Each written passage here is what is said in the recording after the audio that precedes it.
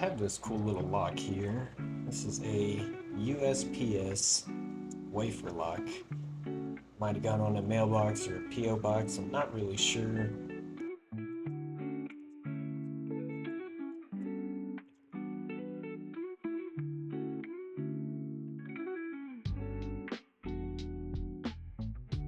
Oh yeah, it's actually got some warding in there that makes this just a little bit harder. You can see that on the right side and up at the top. Maybe looks like a wafer on camera, but that's the warding. And it's a little bit more obstructive than it may show on camera.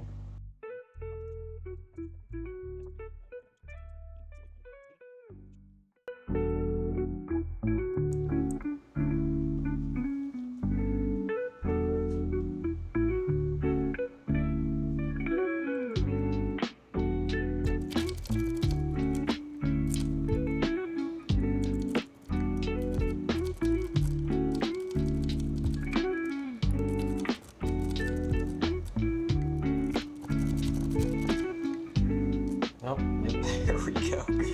Okay, so just ignore everything I said about the warding there getting in the way of braking and whatnot, because that was an easy open. Let's lock that back up, and then I'm going to single pin pip this. Alright, let's put this in here. You want to use pretty light tension on this one. If you use too much tension, even medium tension, you're going to just bind everything up in here, and you're going to get nowhere.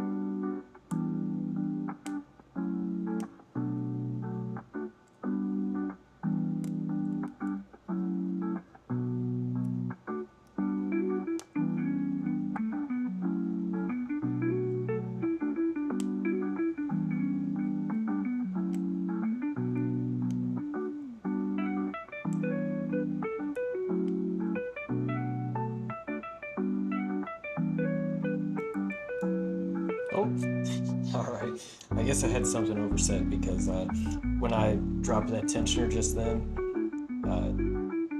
released for just a second, and then the lock opened up. So it had the wafers must have had a chance to drop back down from the overset position, and then immediately opened. So that's an open. Let's see if this core comes out or not.